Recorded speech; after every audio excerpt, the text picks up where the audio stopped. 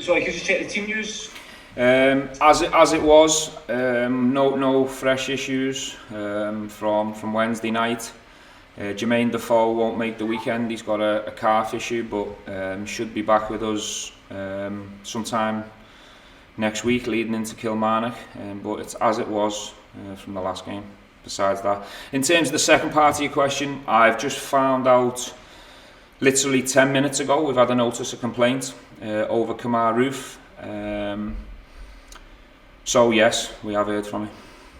Hi there, Steven. Looking ahead to Sunday's match, I know the surface is quite different over at the Fountain of Youth Stadium. How do you prepare for something like that?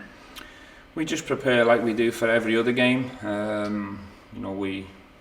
We obviously know before a ball's kicked we're going to be playing on AstroTurf. There's obviously 3 of them in the league, so we've had enough experience to be prepared for the environment and the surface. We expect a tough game like we always get there. When we face Brian's team, we only have to go back to last year to realise that we can't go there and underestimate any opponent in this league. So we're going to go there with respect and try and continue our form and the moment we're in, because we're in a fantastic place and confidence is high. The group's really strong and the team spirit's high, and we're really looking forward to this game. Afternoon, Stephen. Good afternoon.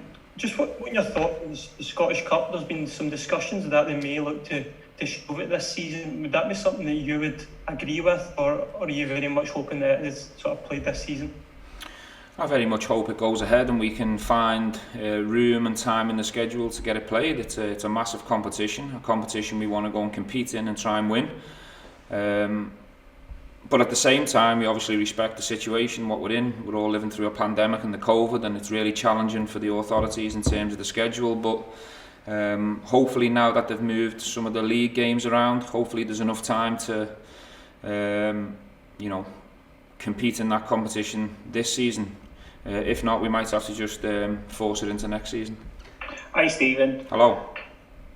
Watching the games back recently, one of the things that struck me was the variety of goals that the team have scored, and be it through individual play like the other night, a wonderful team move at Hibs, set pieces, etc. Is that maybe one of the differences this season to previous seasons with Rangers, that because of the different types of players that you have, that you've got that in your locker? Yeah, I think it's a combination of things, in all honesty. I think we've got better players in and around the team and the squad now. We're in the strongest position we've been in since this journey begun. Work on the training grounds helped us in terms of our variety, having different tools and different ways to break teams down. We've improved massively in terms of set plays. I think people are standing up at big times and creating big moments for us. You look at Giannis's the other night, that's a very important goal for us. Equally as important as Alfredo's was the week before at Hibs. And throughout the season, we've really had the goals have been spread out really nice around the squad, and that tells me that we're in a really good place. We're not reliant on just one or two individuals. Hi Stephen, how are your new signings settling in, and can we expect to see them this weekend? Possibly. So Jack's trained with the team for the first time today. We had to be a little bit more patient with him because it was different in terms of the COVID testing. Scott's COVID test from Aberdeen covered him to join in a little bit quicker. Scott's had 1 or 2 sessions, now he's a little bit further ahead, but quite possibly could see both at the weekend. I haven't picked my squad yet. We've prepared for Hamilton the last couple of days. We've got 1 more session tomorrow, but they both fit well and ready and available, which is a real positive for me. I know you said Kemal's obviously been served by a notice of complaint. What is your thoughts on that tackle, and have you had time to consider yet whether that was something you looked to appeal?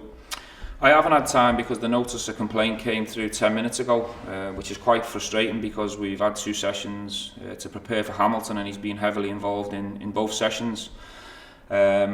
So in terms of having to think in time to decide what we're going to do as a club, we'll do that in due course. In terms of the tackle, I haven't really thought that much of it because I thought the referee dealt with it. He was 5 yards away, and he's obviously seen the incident and gave a yellow card. And only up until 10-15 minutes ago we've had this decision thrust upon us, so we've got till Monday, the end of play, to decide what to do, and we'll take our time and decide what to do from there. Hi Stephen, Hello. I know it's a couple of weeks out, but can I ask you about Antwerp, given that, I think Liverpool have had their issues and with Leipzig and potentially travelling over there, have the club spoken to the relevant authorities about that tie? Are you confident that the home and away legs will go ahead as planned? At the moment, I expect them to go ahead as planned, but that's not to say there's not conversations in the background that I'm not really too aware of. I'm sure Andrew Dixon and Stuart Robinson are having conversations with UEFA and all the other authorities involved, and we'll do what we need to do to get the games played, and we'll do whatever we're told to do. But where I sit right now, I'm expecting both legs to go ahead as planned, over in Belgium and at Ibrox the second leg. And I'm sure we'll have plenty of time to discuss that game or them games when they come about. My focus right now is on Hamilton. Hi Stephen. Oh, Charles. When you look at Hamilton, who are obviously fighting for their lives, a lot of the teams that have maybe caused you trouble, I know you've touched on this over the course of the season, are the ones that are sitting in and defending deep. Do you see Hamilton doing that at the weekend, and does that obviously add a little bit extra creative emphasis to guys like Yanis and Ryan, obviously, to open them up? I can't predict with full confidence what Brian is going to do in terms of his game plan and how he's going to approach the game. One thing I will say about Brian and his teams, they always come and have a go. He normally goes with two up front, and they come and really play with energy and try and cause you as many problems as they can. We've never really faced a Hamilton team where it's been a complete block for the full game, that's for sure. But at times, I'm sure the way we play in terms of wanting to own possession, I'm sure at times we are going to be faced with men behind the ball. And yes, you're right, there is a lot of responsibility on the boys in terms of the attacking places in the team to go and be creative, be inventive, and try and be the difference over the 90 minutes. Having said that, you can win a game in many different ways. There's different ways to go about that. It could be a set piece.